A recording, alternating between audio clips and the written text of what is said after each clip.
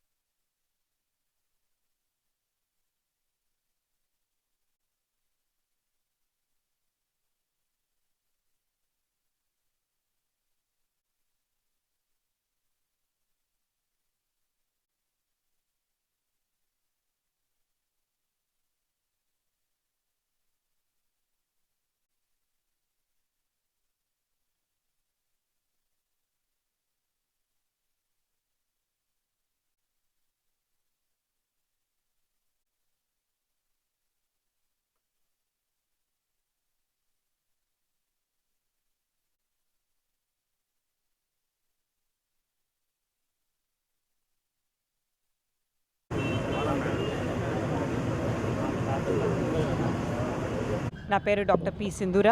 నేను మాజీ మంత్రివర్యులు నారాయణ గారి పెద్ద కుమార్తెను. ఈరోజు 44వ డివిజన్ నెల్లూరులో ఇక్కడున్న టీడీపీ కార్యకర్తలందరితో కలిసి ఇంటింటికి వెళ్ళి ప్రచారం చేయడం అన్న జరుగుతుంది.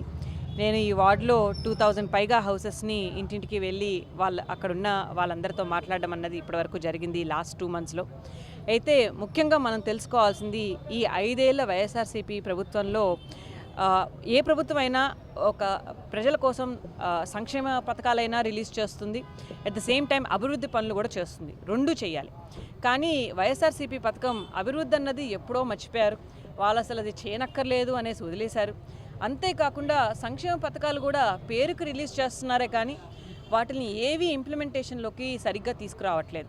అది పెన్షన్లు కానివ్వండి, లేకపోతే ఆడవాళ్ళకి ఇచ్చే పనులు మనీ కానివ్వండి, లేకపోతే పిల్లలకి ఇవ్వాల్సిన చిన్నపిల్లలకి చదువు కోసం ఇచ్చే మనీ కానివ్వండి, చిన్నపిల్లలకైతే ఇంట్లో ఒక్క పాపకు కానీ బాబుకు మాత్రమే 15,000 రూపీస్ అంటే 15,000 వాళ్ళ చదువు కోసం ఇస్తామని ప్రామిస్ చేశారు.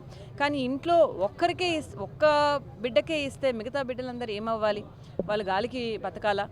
కానీ చంద్రబాబు నాయుడు గారు ఆ ప్రాబ్లమ్ని గుర్తించి ఆల్రెడీ మన మేనిఫెస్టోలో డెఫినెట్గా ఇంట్లో ఎంతమంది పిల్లలు ఉంటే అంతమందికి అన్ని 15,000 ఇప్పిస్తామని తను ప్రామిస్ చేశారు. అలాంటి ఒక విజన్ ఉన్న పర్సన్ వాళ్ళ పరిపాలనలో ఉండాలని ప్రజలందరూ కోరుకుంటున్నారు.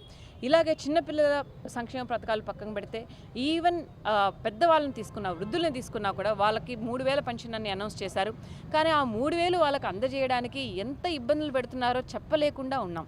వాళ్ళని 10 సార్లు తిప్పించుకుంటున్నారు వాళ్ళ ఆఫీస్ చుట్టూ. ఏదో ఒక కాజ్ చెప్పి, ఏదో ఒక రీజన్ చెప్పి వాళ్ళకి ఆ డబ్బులు ఇవ్వనియట్లేదు. ఏదో వాళ్ళకి ఎలక్ట్రిసిటీ బిల్లు పెరిగిపోయానో, లేకపోతే అక్కడ ఇక్కడ ఆస్తులు ఉన్నాయనో మీరు దీనికి ఎలిజిబుల్ కాదు అని కొంటి సాకులు చెప్తున్నారు. కానీ ఆ ఎలక్ట్రిసిటీ బిల్లులు ఎందుకు పెరిగిపోయినాయండి? అసలు మనకు కావాల్సిన బేసిక్ ఎమ్యూనిటీ ఖర్చులన్నీ పెరిగిపోయినాయి. ఎలక్ట్రిసిటీ పనులు అయితే మోర్ దాన్ 4 సార్లు పెంచారు. అలాగే పప్పులు ఉప్పులు కానివ్వండి, గ్యాస్ సిలిండర్ల మీద ట్యాక్సులు కానివ్వండి, లేకపోతే కదిలే ట్రాన్స్పోర్ట్ మీద కానివ్వండి, అన్ని బేసిక్ ఎమ్యూనిటీస్ మీద, నిత్యావసరాల వస్తువుల మీద ఖర్చులు పెంచేయడం వల్ల అందరికీ ఖర్చులున్నవే పెరిగిపోయినాయి. వాళ్ళు అసలు ఆ కాస్ట్ ఆఫ్ లివింగ్ ఎఫోర్డ్ చేయలేని పరిస్థితిలో ఉన్నారు. అది ఒక ప్రాబ్లం. అయితే నేను అన్నట్టు డెవలప్మెంట్ వరకు వస్తే అసలు నారాయణ గారు తను మినిస్టర్గా ఉన్న ఎమ్మెల్యే కాకపోయినా నెల్లూరుకి already hundreds of crores Chandrababu Naidu గారి సపోర్ట్ ద్వారా తీసుకొచ్చి ఎన్నో పనులు ఆల్రెడీ 90% వరకు చేసేశారు. అది దోమలు లేని నగరంగా తీర్చిదిద్దాలన్న ఒక మంచి ఉద్దేశంతో అండర్గ్రౌండ్ డ్రైనేజ్ని 90% వర్క్స్ కంప్లీట్ చేయించారు. కేవలం వైఎస్ఆర్సీపీ ప్రభుత్వం చేయాల్సింది ఆ లాస్ట్ 10% వర్క్స్ మాత్రమే. అది కూడా వాళ్ళు 5 ఏళ్ళు టైం ఉన్నా పూర్తి చేసుకోలేకపోయారండి. అలాగే మీరు మంచినీటి సరఫరా తీసుకుంటే ప్రతి ఇంటికి, అది పువర్ పీపుల్ అయినా లేకపోతే రిచ్ అయినా ఎవరైనా సరే అందరికీ మంచి వాటర్ ఇవ్వాలి అనేసి తన మంచి ఉద్దేశంతో ఆ వర్క్స్ని మళ్ళీ hundreds of crores మొదలుపెట్టారు. అది కూడా 80-90% ఆఫ్ ద వర్క్స్ అయిపోయినాయి. కానీ అది కూడా కంప్లీట్ చేసుకోలేకపోయారు. ఒక 45,000 పక్కా ఇల్లు కట్టించున్నారు. ఆ టిక్కో ఇళ్ళను కూడా వాళ్ళకి ఇప్పించడం అన్న చిన్న పని చేయలేకపోయారు. అలాగే మీరు అన్న క్యాంటీన్లు తీసుకుంటే చిన్న పేద ప్రజలు 5 రూపాయలకి మంచి అద్భుతమైన భోజనం ఇప్పిస్తున్న మంచి ఆ ప్రాజెక్ట్ని కూడా వాళ్ళు పేద ప్రజల నోటి నుంచి అన్నం తీసేసే అంతవరకు ఆగలేదు. అంత దుర్మార్గంగా ఈ ప్రభుత్వం నడుపుతోంది. ఇలా ఒక సంక్షేమ పథకాలన్నవి సరిగ్గా ఇంప్లిమెంట్ చేయకపోవడమే కాకుండా దానికి ఒక సైంటిఫిక్గా డిజైన్ చేయలేదు, ఇంప్లిమెంట్ చేయలేదు. అలాగే డెవలప్మెంట్ అన్నదైతే అసలుకే లేదు.